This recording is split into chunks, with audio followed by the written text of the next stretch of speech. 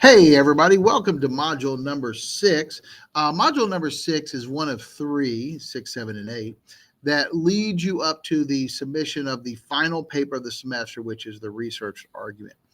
Um, this is probably the most consequential uh, the paper that we do. All the papers that we do are designed to help you be ready for those papers in your other classes, because you'll do those same things in your other classes. But this really gets us to probably one of the key things that we always have to do, and that is being able to sell yourself and your ideas. In a lot of your other classes, you're going to be asked to prove your understanding of information, not by just regurgitating it, but by applying it, right? And so when you're presented with some sort of challenge in whatever class, pre-med, early childhood, pre-law, whatever it might be, you're going to say, here's the solution, here's the course, here's the thing that should happen. And then what? This is where you are really trying to sell yourself. And so that's what we're really going to focus on in module 6, 7, and then 8. 6 in particular is going to be research. And what we're doing is researching the conversation. What that means then is, obviously, here's what people are saying. Well, we're going to go find that. We're going to bring that in, and we're going to be able to show what we get from it, what we understand it to mean, and why it's an appropriate piece of information to use as we talk about this issue. So we're really going to focus module 6 then on the research, the gathering of all that information. As you can tell, we have our learning materials and our assignments, as we always do. Then we have our objectives down here, what we hope to accomplish. Briefly, we're going to look at our what this assignment is going to lead us up to, which is the researched argument, writing project number 3. Again, I think a lot of us, argument is really this is something we're into, something that makes sense to us. Again, you're going to do this in a lot of your other classes, like I said, but also too, when you think about argument, a lot of us want to be validated. A lot of us need to say, hey, I know this, and here's how I know that I know this, or how you can know that I know this, right? And so what this does is this really helps set the stage for that, right? In module 7, you're going to turn in the half draft. That's going to be 600 to 700 words, leading up to a 1,250 to 1,500 word final draft in the final module. Okay, we'll use APA or MLA style in that. Right, we pick one. In the argumentative research, you're going to take our closed theme topic and the readings you had and the research that you do, and you're going to narrow it down on a topic. Right. You're going to look at it and say, under this big, broad heading of technology and society, I want to focus on this, right? And as you get to that point, you're getting ready, you're going to have that really strong argumentative thesis statement. This is where it's really going to focus on, this is the argument, this is the point that I want to make, this is the thing that I want to show and prove and persuade you on. I'm going to have an introductory paragraph, which really, obviously gets our attention. It sets up the topic and tone and then introduces that thesis statement. The body will then build that argument, will explain what it is, why it is, and how it is, and bring in all that research that we had, okay? Again, I do want to remind you that the half draft is not due to module 7, so you have a module to go. But I always like to remind you, the more you turn in, the more feedback you get, okay? And so think about if you give me half of the draft and I give you feedback on just that half. And other people in your peer review process, they only get to see half, so they only give you half. So the other half you write, you don't get any feedback on, right? It is always so much better for you the more that you can provide, right? And several of you have taken advantage of that. Commend you. I really recommend it for everybody. But like I said, this module is really going to focus on the research, okay? Because we're not going to write like a paper at the end of this module like we have in the past. We're going to really focus in on the research. That's going to start with the closed theme reading, and we're going to be particularly looking at the background readings. Okay. At the bottom of the module with your readings, you're going to see background readings. These are bigger, These are more complex texts. They have a lot more data, a lot more in-depth kind of research.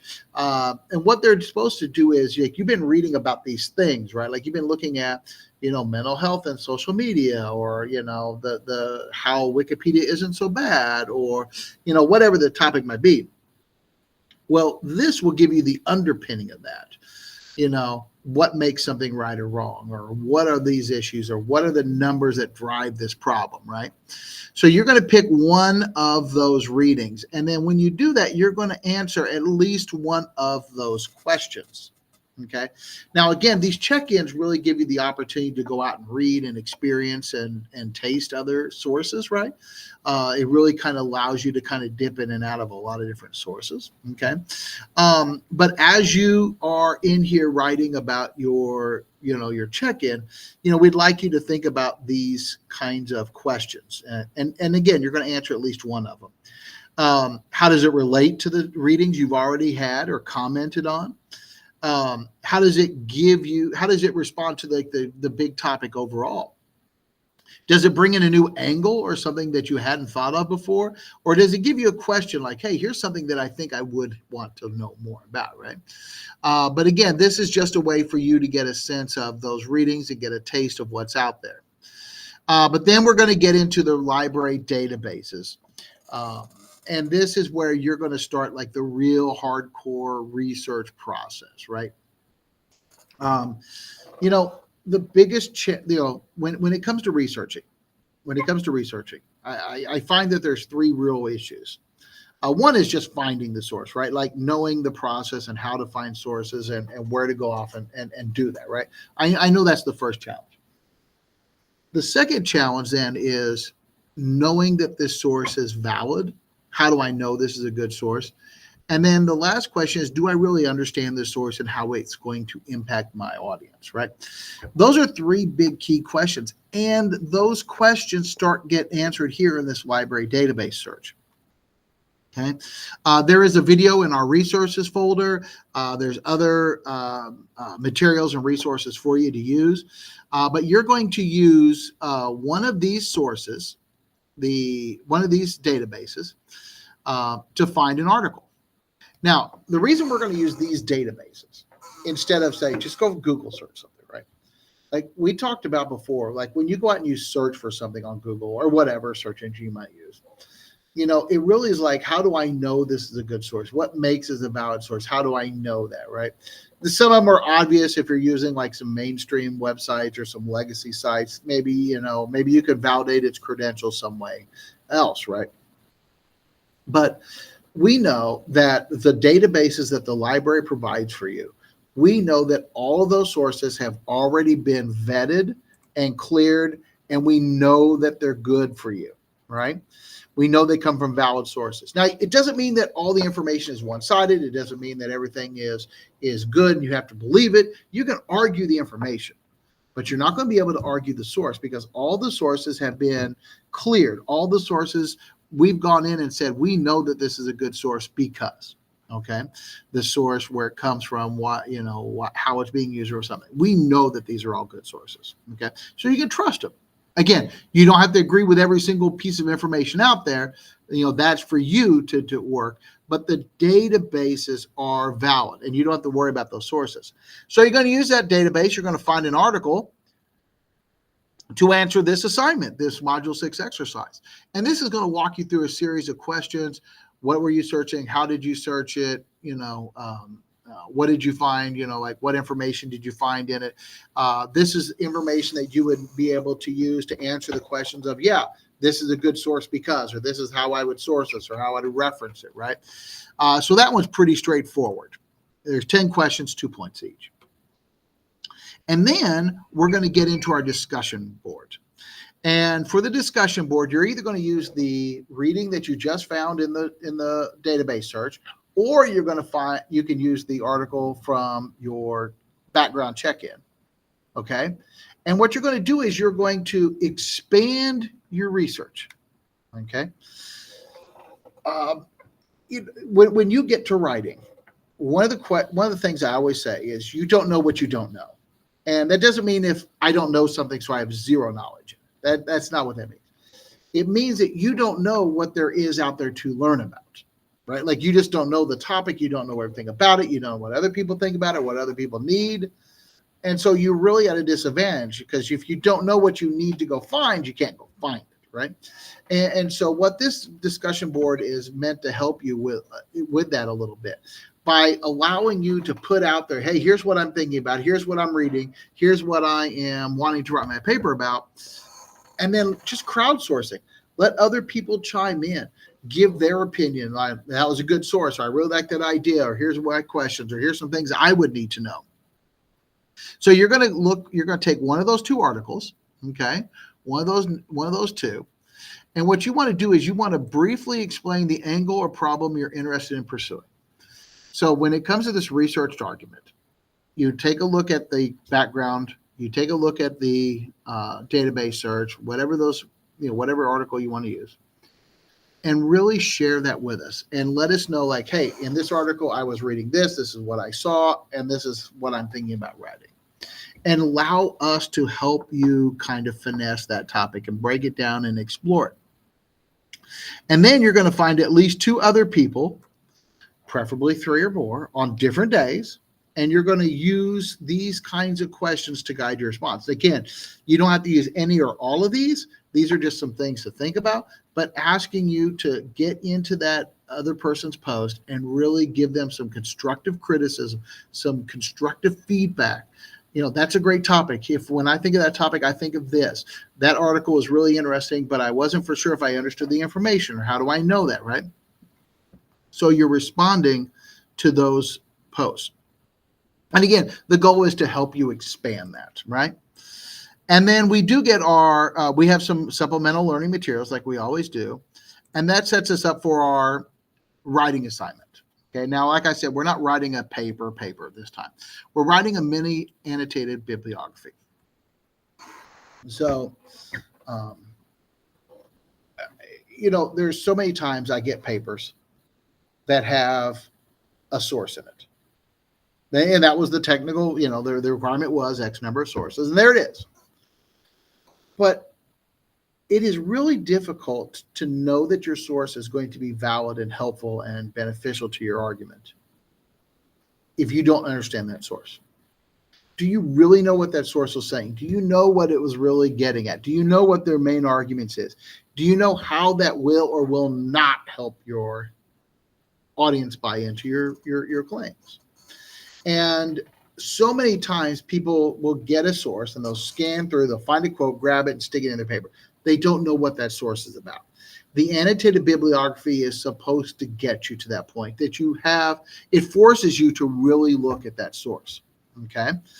So what you're going to do then is you are going to take two sources that you have found. Okay, in your search. Again, you're going to use your databases or your searches, and then as the module here says, use the resources that are available to you. There's videos, there's guides, there's also an Ask a Librarian to help you narrow this down. Think about mental health and social media, for instance, right? Are you looking at in teens or in elderly or in girls? Are you looking at the causes of? Are you looking at the costs of, right? Like would you narrow that down? And you can do that through research. You can do that through some other processes. You also have the ability to ask a librarian. There's a form here that you can use, right? There's a form here that you can click on and it'll help you out. You can go to your local campus. There's different ways for you to do this. But again, don't suffer in silence. Ask for help, right? And then what you're going to do is you're going to take those two narrowed sources, okay? And then you're going to start the two annotated bibliographies with the citation, right? Put it in MLA or APA style. Again, if you're using the databases, it's already there. You just go to the citation button, grab it, and use it. And then after that, what you're going to do is you're going to describe and summarize that source. I always like to remind people a summary is like if you came in and said, hey, I found this great article, and I'm like, oh yeah, what was it about? How would you retell that to me in 30 seconds, right? Like, how would you retell that to me? So you have to give us that summary. Now, the summary and description is one of those ways that it forces you to have read the article, right? And again, so many times people just get a source and they don't know anything about it. It just has a sentence that they think they can use. And then you're going to evaluate the usefulness or relevance of this. What makes this a good source for me? How does it connect to my topic? How am I going to be able to use it, right?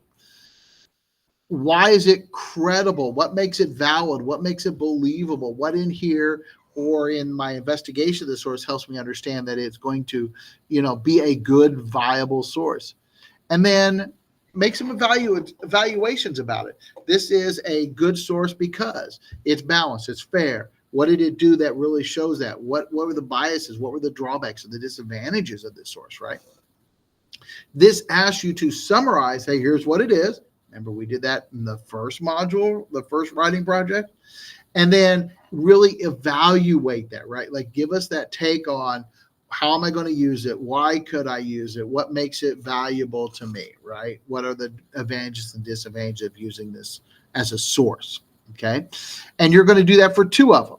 Now, one of the things that I would really recommend, right? And there's a rubric down here that explains that how it gets broken down in grading.